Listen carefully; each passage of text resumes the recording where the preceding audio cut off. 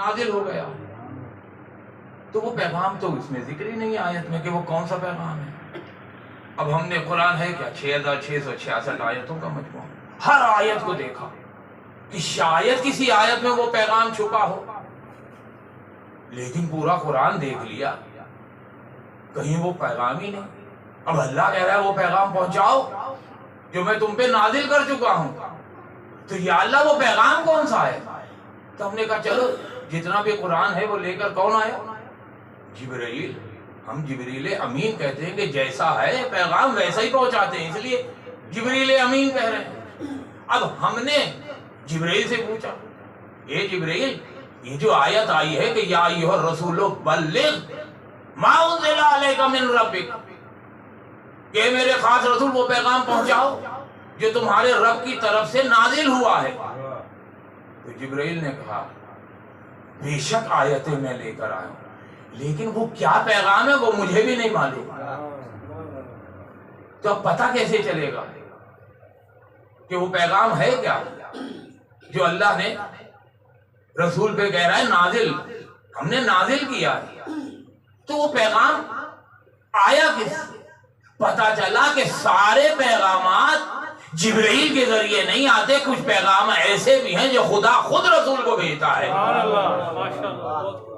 اور یہ ہمیں بتایا علامہ مجلسی نے. یہاں دنیا والے تو یہ لڑ کے مرے جا رہے ہیں کہ رسول کو جو معراج ہوئی ہے وہ روحانی ہوئی ہے یا جسمانی ہوئی ہے. علامہ مجلسی کہتے ہیں کہ تم ایک معراج کے اوپر جھگڑ رہے ہو. اللہ نے رسول کو 126 دفعہ معراج پر بلایا ہے، اور ہر معراج پر بلانے پر ایک ہی پیغام دیا. تو پتا چلا کہ یہ پیغام جو اللہ نے دیا ہے وہ جبرائیل کے ذریعے نہیں آیا، اللہ نے قرآن نے بتایا کہ جب بلایا تو جبرائیل آئے، میکائیل آئے، 10,000 10,000 فرشتے لے کے براق پر نبی بیٹھے اور چلے. ایک مقام ایسا آیا کہ جہاں پر جو رسول کے ساتھ ساتھ جبرائیل جا رہے تھے کھڑے ہو گئے. رسول نے پیچھے مڑ کے دیکھا، ہاں بھائی رک کیوں گئے؟ کہا یا رسول اللہ میری حد ختم ہو گئی. اب اگر یہاں سے ایک بال برابر بھی آگے بڑھوں تو میں جل کر راکھ ہو جاؤں گا. اب یہاں سے رسول کا سفر چلا اکیلا. اب قرآن کہتا ہے یہ اتنے آگے بڑھے کہ ایک پردہ تھا، وہاں سے 1 کمان یا 1.5 کمان کا فاصلہ رہ گیا. اب رسول وہاں پر کھڑے ہو گئے کہ ایک دفعہ پردے کے پیچھے سے مانوس سی آواز آئی. پریشان رسول کہ یہ آواز تو میرے بھائی علی کی آواز ہے جسے میں فرش پر چھوڑ کر آیا ہوں، یہ عرش پر پردے کے پیچھے سے کیسی آواز آ رہی ہے؟ تو آواز قدرت آئی، اے میرے حبیب میں کوئی جسم نہیں رکھتا، میری کوئی زبان نہیں ہے، آنکھیں نہیں ہیں، ہاتھ نہیں ہے، کان نہیں ہے، میں نے کوئی نہ کوئی تم سے گفتگو کرنے کا سہارا لینا ہے. تو میں نے گفتگو کرنے کے لیے میرے تیرے دل کو ٹٹولا کہ دیکھو تو صحیح کہ تیرے دل میں سب سے زیادہ کس کی محبت ہے، تاکہ اس کے لہجے میں گفتگو کروں اور تم پریشان نہ ہو. تو پریشان نہ ہو، مانوس آواز ہو. اب جو میں نے تیرے دل کو ٹٹولا تو صرف ایک ہی ذات نظر آئی، وہ تیرے بھائی علی ابن ابی طالب کی ذات تھی. نعرے تکبیر، نعرے رسالت، نعرے حیدری، بواز بلند صلوات.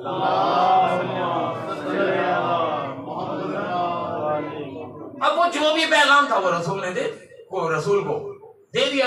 اللہ نے رسول آ گئے. اب بتائیے کہ اللہ کے جتنے بھی پیغامات آئے ہیں کوئی ایسا پیغام ہے کہ رسول نے نہ پہنچایا ہو؟ بھائی حکم خدا ہے، آیا ہی پیغام دینے کے لیے، پیغمبر ہے، پیغام دینے والا. آیت آ رہی ہے یا ایھا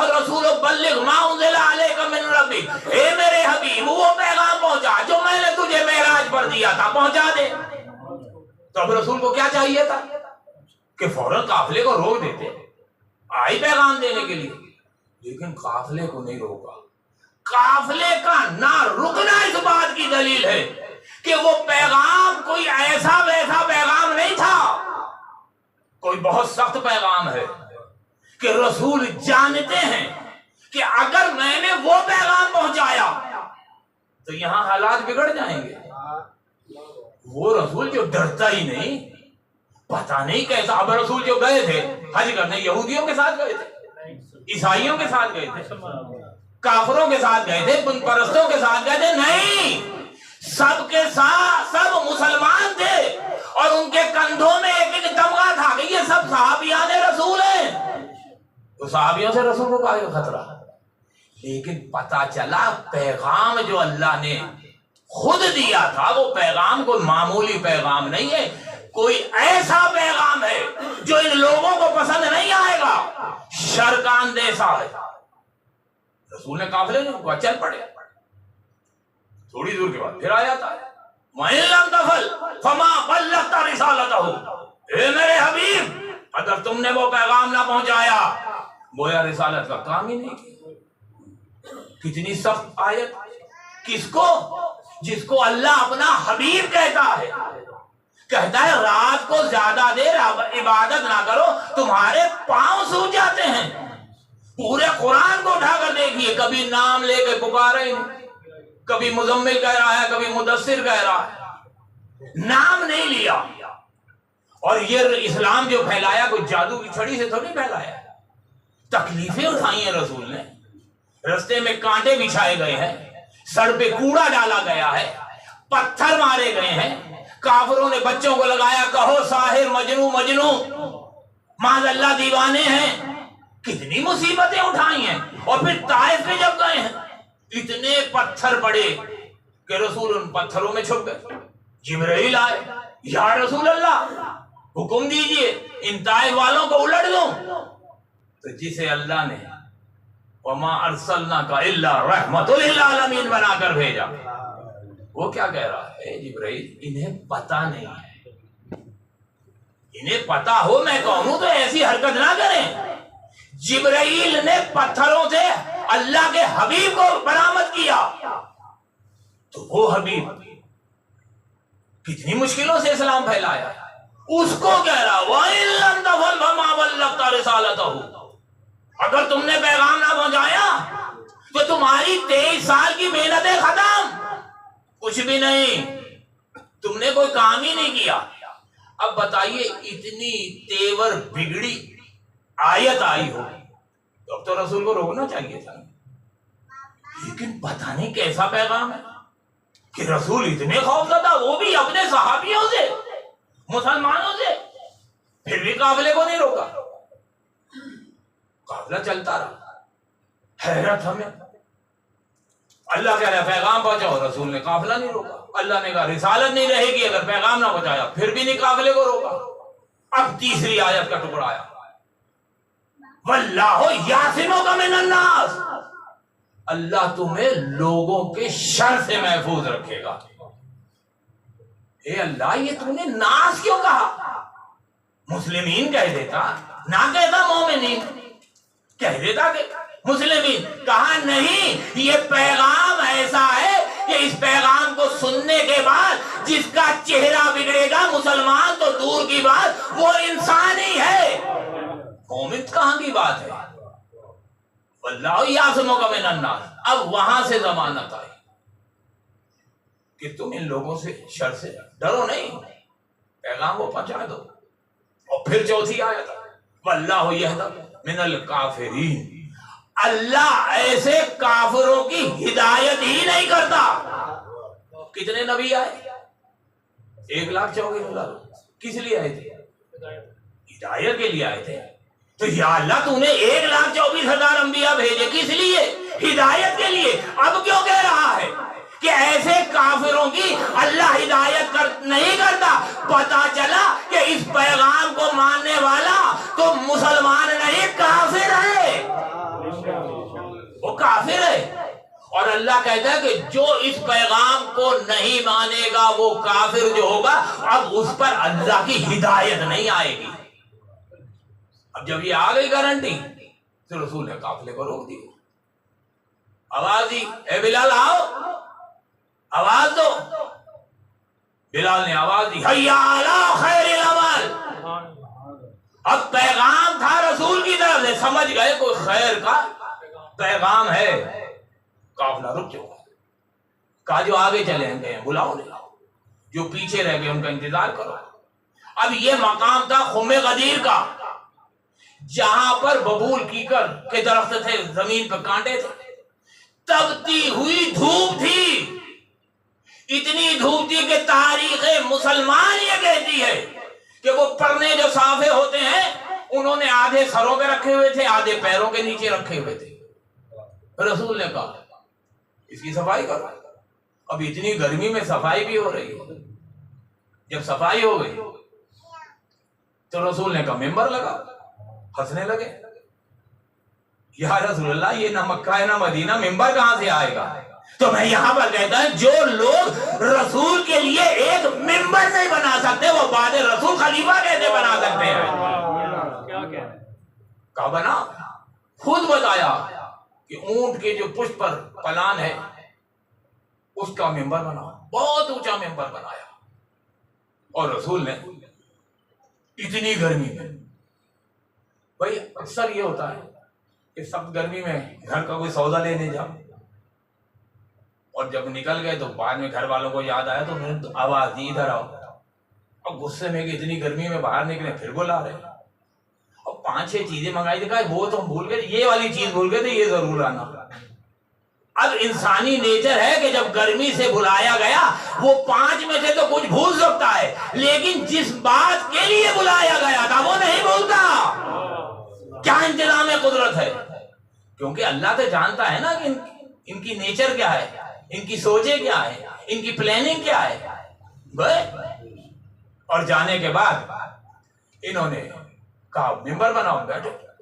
اب میدان عرفات کا خطبہ اٹھائیے اور میدان غدیر کا خطبہ اٹھائیے، تقریباً آدھو آدھ کا فرق ہے۔ اتنا بڑا خطبہ دیا ہے، جہاں ابھی دے کر آئے ہیں وہیں کہہ دیتے، اللہ وہیں کہہ دیتا کہ مکہ ہے، میرا گھر ہے یہاں پر، اے رسول یہ اعلان کر دو۔ کہا نہیں، انتظام ایسا کروں گا کہ بعد میں کوئی یہ نہ کہہ سکے کہ مجھے پتہ ہی نہیں چلا۔ گئے رسول ممبر پہ، خطبہ دیا، مجھے اس کے اوپر نہیں بات کرنی، صرف اپنے مطلب کی بات کہ بات کرتے، خطبہ دیتے دیتے کہا یہ بتاؤ میں تم لوگوں کی جانوں پر حق تصرف رکھتا ہوں کہ نہیں رکھتا؟ سب نے کہا بلا یا رسول اللہ۔ جب سب سے قبول کروا لیا تو اب رسول نے کہا اللہ مولائی، اللہ مولا ہے۔ پھر کہا وَأَنَا مَوْلَىٰ الْمُؤْمِنِينَ، کہ میں مومنین کا مولا ہوں۔ یا رسول اللہ، اللہ یہاں پر لوگوں کو مسلمان نہیں کہہ رہا، آپ لفظ مومن استعمال کر رہے ہیں۔ کہا تم نہیں جانتے، میں بھی مولا صرف ان کا ہوں گا جو مومن ہوگا۔ یا رسول اللہ مومن کون ہے؟ کہا تمہیں نہیں معلوم؟ کہا مومن کا تعلق ہوتا ہے دل سے، کہ جو دل میں ہوگا وہ زبان پہ آئے گا۔ تو کہا جس کے دل میں میرے بھائی علی کی محبت ہوگی وہی مومن ہوگا۔ اس لیے کہا نعرہ حیدری، یا علی یا علی یا علی۔ میں زیادہ نہیں لوں گا ٹائم، کیونکہ یہاں مجلس لیٹ ہو گئی ہے، مجھے 10:30 بجے راوی روڈ پر پڑھنا ہے، تو وہ بھی میں نے اسی لیے بند کیا ہوا ہے، تو بس 2-4 لمحوں کی زحمت ہے۔ مولا متقیان علی علیہ السلام بلند تر سلام۔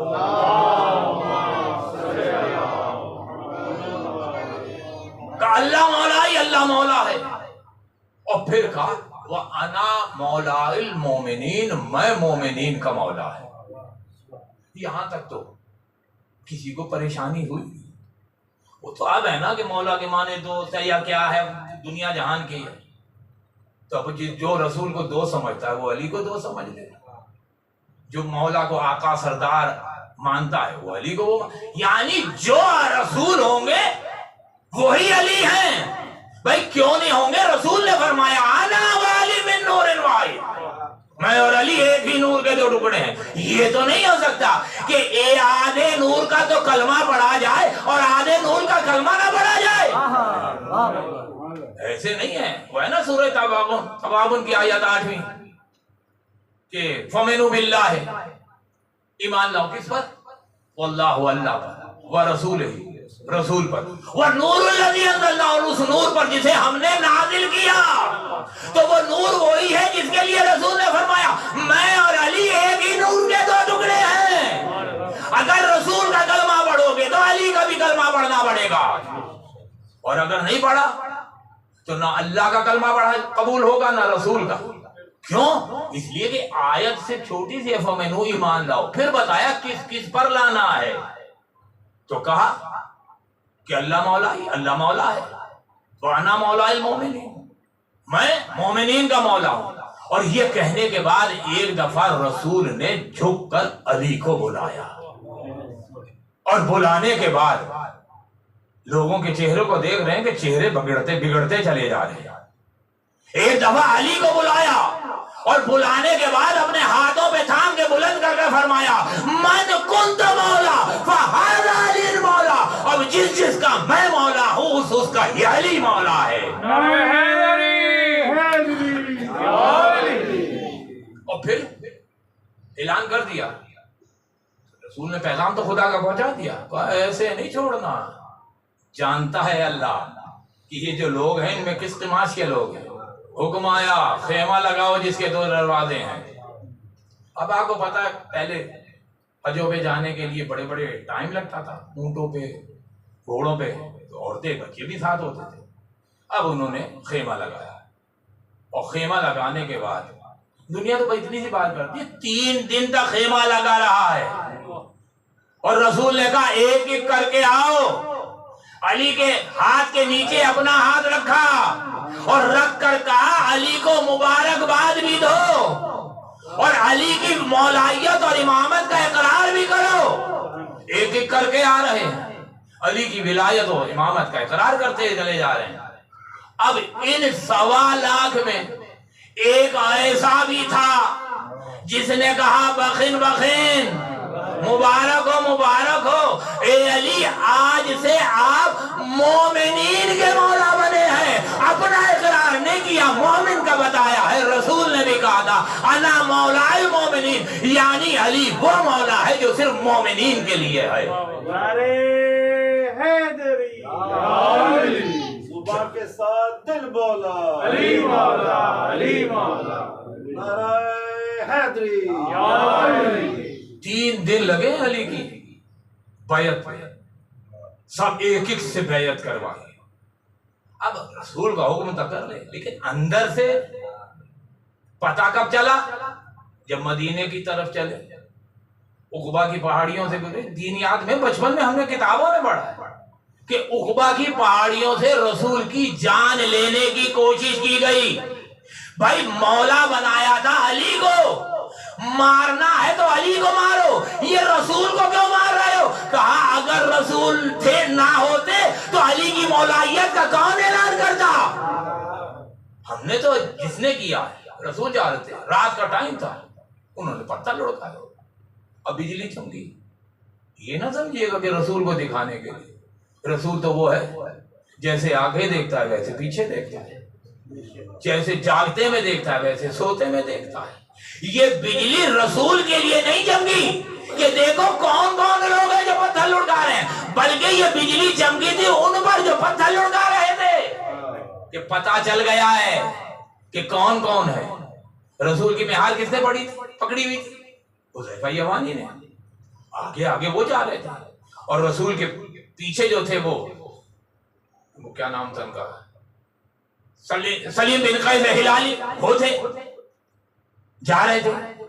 رسول نے ان کو بلایا، کہا سنو، بتانا نہیں۔ حذیفہ کو کہا اس راز کو بتانا نہیں، فلانے فلانے فلانے لوگ ہیں جو یہ پتھر لڑکا رہے ہیں، لیکن اس راز کو قبر تک لے کر جانا۔ اور یقین کیجئے واقعہ ہو گیا، پہنچ گئے مدینے میں، 1.25 لاکھ تو نہیں گیا پوچھنے کہ رسول نے ہمارا نام تو نہیں لیا، کس کس کا نام لیا تھا؟ چور کی داڑھی میں تن کا آیا حذیفہ کے بعد وہی جو اس وقت پتھر لڑکانے میں شریک تھا، یہ بتاؤ ہمارا نام لیا ہے؟ کہ رسول نے منع کیا ہے۔ تو ہم تک یہ بات کیسے پہنچی کہ رسول وہ وہاں پہ جو جان لے رہے تھے رسول کی، وہ سلیم بن قیس ہلالی تھے، رسول ان کو بھی تو منع کر سکتے تھے۔ رسول جانتے تھے کہ اب ایک وقت وہ آئے گا جب ضروری ہوگا کہ ان پر ظاہر کیا جائے کہ رسول کی جان لینے والے کون تھے۔ اس لیے جو سلیم بن قیس ہلالی کی کتاب ہے اس پر بین ہے، 10 لاکھ جرمانہ ہے، 5 سال کی قید ہے جس کے گھر سے برآمد ہوگی۔ کیوں؟ وہ راز کھولا کہ جو رسول کی جان لینا چاہ رہے تھے۔ کس رسول کی؟ جو اللہ کا حبیب ہے، آدم سے لے کر عیسیٰ تک ہر نبی کا وہ سردار ہے، مولا ہے، ان کی نبوتوں کا گواہ ہے، ان کے گواہ کے لیے رسول نے، اور یہ تو رسول گواہ ہے، قیامت کے دن گواہی دیں گے نا، جب آئیں گے آدم سے لے کر عیسیٰ تک ہر نبی، یا رسول اللہ کہتا ہے بتاؤ تمہارا گواہ، چلیے گواہی دیجئے۔ تو جب سب کی گواہی ہو جائے گی تو پھر حبیب سے کہیں گے اے حبیب بتا تمہارا گواہ کون ہے؟ تو اب حبیب اس وقت اس کے پاس جائیں گے جو جب نور غرق ہوا تھا اور رسالت کا تاج پہنایا جا رہا تھا، تو اللہ کہہ رہا تھا اے میری، وہ ہے نا آیت کہ قل کفی باللہ شہیدا بینی و بینکم وما عندہ الکتاب، کہ تمہاری رسالت کی گواہی کے لیے ایک میں اللہ ہوں اور ایک وہ ہے جنہیں میں نے پوری کتاب کا علم دیا۔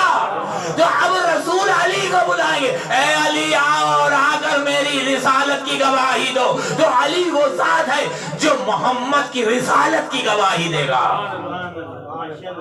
لیکن حیدری یا علی یا علی یا علی مدد حق ہے، محمد و آل محمد صلوات۔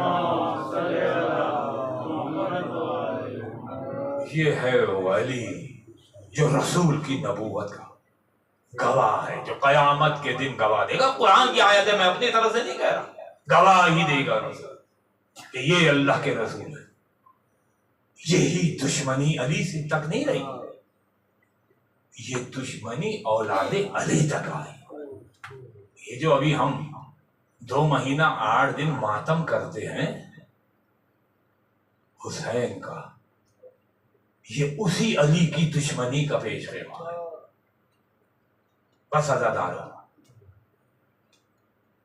یہ قافلہ جو 28 رجب کو مدینے سے چلا تھا، مکے سے ہوتا ہوا 2 محرم کو کربلا میں پہنچا۔ 4 محرم کو ایک چھوٹے سے لشکر کو بہت بڑے لشکر نے گھیر لیا۔ 7 تاریخ کو اپنے باپ کی سنت پر عمل کرتے ہوئے حسین اور حسین کے بچوں پر پانی بند کر دیا۔ شب عاشور آئی، انہوں نے حملہ کرنا چاہا، حسین نے عباس کو بھیج کر رات بھر کی مہلت لی۔ اس لیے نہیں، اس لیے لی تھی کہ رات کے اندھیرے میں میرے قتل کو چھپایا نہ جا سکے۔ عاشور کا دن آیا، ایک ایک کر کے سب قتل ہو گئے۔ آخر میں کربلا میں آواز ہوئی، الا قتل الحسین بکربلا وذبح الحسین بکربلا۔ اور پھر اس کے بعد دشمنی نہیں ختم ہوئی۔ وہ رسول کی بیٹیاں جنہیں نہ کبھی سورج نے دیکھا تھا نہ چاند نے دیکھا تھا، ان کے خیموں کو آگ لگا دی، سروں سے چادریں اتار لی، ہاتھ رسنوں سے باندھ کر کربلا سے کوفہ سے شام لے جایا گیا۔ یزید کے دربار سے فارغ ہونے کے بعد ایک ایسے قید خانے میں قید کر دیا جہاں 1 سال قید رہے ہیں۔ اور ایسا قید خانہ جس کی چھت نہیں تھی، دن کی دھوپ ہوتی تھی، رات کی اوس ہوا کرتی تھی، اور وہاں پر ایک 4 سال کی بچی تھی جو ہر وقت چیخ چیخ کر کہتی تھی بابا کہاں ہو، آ جاؤ۔ اب سکینہ سے ظلم برداشت نہیں ہوتے۔ ایک دن قید خانے میں یزید نے اپنے ایک سپاہی کو بھیجا اور بھیج کر کہتا ہے کہ حسین کے بیٹے سید سجاد کو بلا کر لاؤ۔ کون؟ جس کے ہاتھوں میں ہتھکڑی آتی، پاؤں میں بیڑی آتی، کمر میں لنگر تھی، گلے میں اتنا بھاری خاردار توق تھا کہ 25 سال کا جوان اس توق کا وزن برداشت نہیں کر سکتا تھا، وہ حالت رکوع میں آ گیا تھا۔ جب آیا تو سید سجاد نے پھوپھی سے کہا پھوپھی اماں مجھے یزید نے دربار میں بلایا۔ زینب تڑپ گئی، اے بیٹا میں تجھے تنہا نہیں جانے دوں گی، وہ بہت ظالم ہے۔ کہا پھوپھی اماں میں علم امامت سے جانتا ہوں کہ یزید میرا قاتل نہیں ہے، میں ابھی جاتا ہوں۔ بڑی مشکلوں سے گئے، پر جیسے ہی دربار یزید میں داخل ہوئے، یزید تخت پہ تھا کھڑا ہوا، کہتا ادھر آئیے میرے تخت پر بیٹھے۔ تخت پر بٹھایا اور اس نے ایک دفعہ اشارہ کیا کہ لوہار کو، لوہار آگے بڑھا، سید سجاد سے کہا ہاتھ آگے بڑھا، ہتھکڑیاں کھل گئی، کہا پیر بڑھاؤ، پیر کی بیڑیاں کھل گئی، کمر کا لنگر کھلا، وہ بھاری توق میں اتر گیا، پلٹ کر کہتا ہے اے حسین کے بیٹے ہم نے آپ کو رہائی دے دی، اب آپ کی مرضی ہے یہاں شام میں رہیں، کربلا چلے جائیں یا مدینے، لیکن ایک کام کیجئے، اپنے بابا حسین کا خون معاف کر دیجئے۔ سید سجاد نے روتے ہوئے کہا او بدبخت، میرے بابا کا خون میں نہیں معاف کر سکتا، اس کا بدلہ تو اللہ نے لینا ہے، سار اللہ کو اپنا سار ہے، اللہ بدلہ لے گا۔ اور کہا سن جو رہائی دے رہا ہے ایسے نہیں ہے، میں اپنی پھوپھی سے پوچھوں گا، جو پھوپھی جواب دیں گی وہ میں تجھے دے دوں گا۔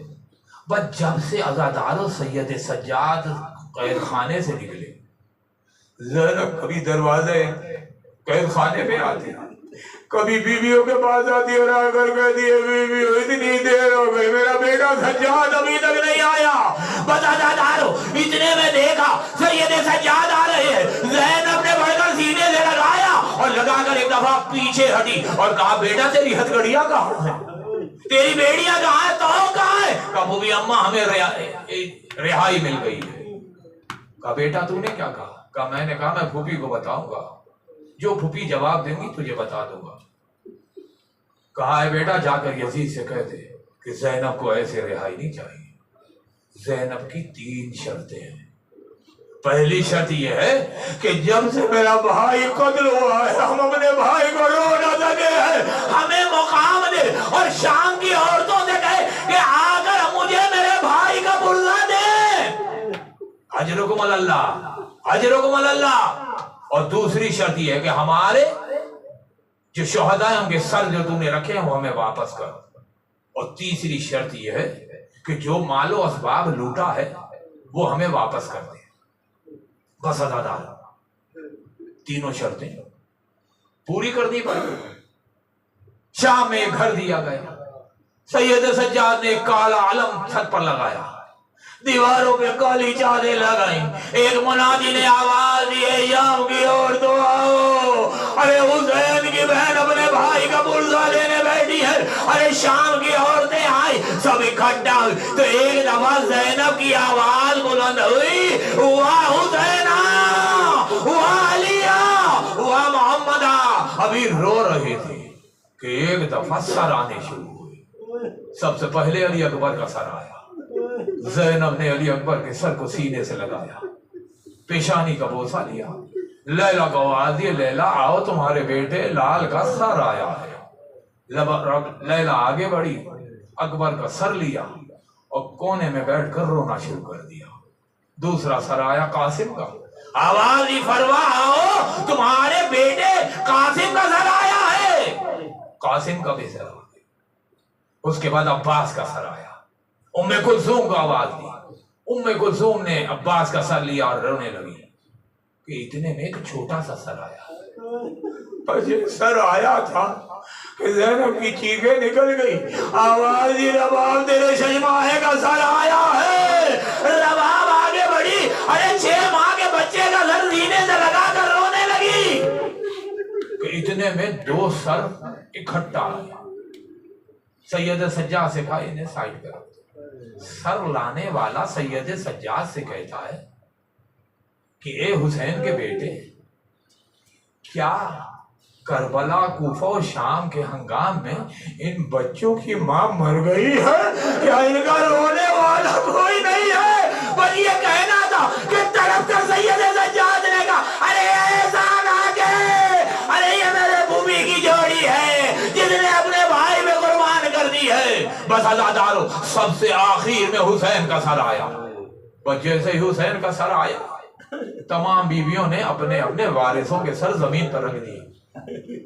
زینب کے ہاتھ میں حسین کا سر ہے، بیویوں نے گھیرا لے لیا، رونا شروع کیا، واہ حسینہ، واہ علی، واہ محمدہ، کہ اتنے میں ایک گٹھری آئی۔ زینب نے اس گٹھری کو کھولا، سب سے اوپر رباب کی چادر اور زیورات تھے۔ رباب، کربلا میں جو چادر لوٹی تھی آ گئی ہے، یہ لے لو۔ رباب نے چادر لی، کھولی، سر پر لے لو۔ رقیہ آگے بڑھی، انہوں نے اپنی چادر لی، لیلا نے لی، روم نے، رباب نے لی، ایک ایک بیوی نے چادر لے لی، سب کے زیورات واپس کیے۔ سب سے آخر میں زینب کی چادر تھی۔ زینب نے چادر کو ہاتھ میں لیا، کھول کر ایک دفعہ کربلا کی طرف کیا، اے بھیا عباس، وہ چادر جو میری لوٹی گئی تھی اب زینب کو واپس مل گئی ہے۔ زینب نے سر پہ اوڑھی، بتا دارو، آخر میں اس چادر کے اندر چھوٹے چھوٹے 2 گوشوارے تھے، زینب نے ہاتھوں میں لیا اور ایک دفعہ روتے ہوئے رباب کو آواز دی، اے رباب آؤ، ارے یہ سکینہ کے گوشوارے ہیں، ارے بتا زینب کیا کرے، یہ لے لو۔ زینب نے سکینہ کے گوشوارے لیے، سینے سے لگا کر بیٹی کو یاد کر رہی ہے، کیونکہ بچی کچھ دن پہلے قید خانے میں دفن کر دی گئی تھی۔ بس عزادارو، محملیں آ گئی، ارے اب چادریں سروں پہ ہے، اب ننگی اونٹ کے پیٹے نہیں ہے بلکہ محمل لگی ہے، ایک ایک کر کے سوار کیا، سب سوار ہو گئے۔ جناب سید سجاد نے قافلے کو چلایا، بس جیسے ہی قافلہ چلا کہ ایک دفعہ زینب نے آواز دی، اے بیٹا قافلے کو روکو۔ کہا بوبی اماں ابھی تو چلا ہے۔ کہا بیٹا تجھے نہیں معلوم، ارے تیری ماں کو نظر نہیں آ رہی، ارے قافلے کو روکا۔ سید سجاد دائیں بائیں دیکھ رہے تھے کہ زینب محمل سے اتری، بھتیجے کا ہاتھ پکڑا، میں جانتی ہوں ارے رباب کہاں ہوگی، لے کر قید خانے میں دیکھا رباب سکینہ کی قبر سے لپٹی ہے۔ اے بیٹی تجھے مدینے جانے کا شوق تھا، اے بیٹی میرے آئی مل گئی، بتا ماں تیرے بغیر کیسے جائے۔ زینب آگے بڑھی، رباب کے بازو کو پکڑا، شباب چلو قافلہ تیار ہے۔ کہا شہزادی مجھے یہی رہنے دو، آپ جانتی ہے ارے میری بچی اندھیرے میں ڈرتی ہے، جب رات ہوگی اس کی قبر میں میں دیا جلاؤں گی۔ زینب لے کر آئی درے زندہ پر، اور آنے کے بعد ایک دفعہ شام کی عورتوں کو مخاطب کیا، اے شام کی عورتوں، ہم جا رہے ہیں کربلا کی طرح، ارے ہماری بچی جو میرے بھائی کے سینے پہ سونے والی تھی، ارے وہ اس قید خانے میں ہے جو رات کو ڈرتی ہے۔ اے بیٹے بیویوں، جب رات ہو تو قبر پر آ کے اس کے دیا جلا دینا۔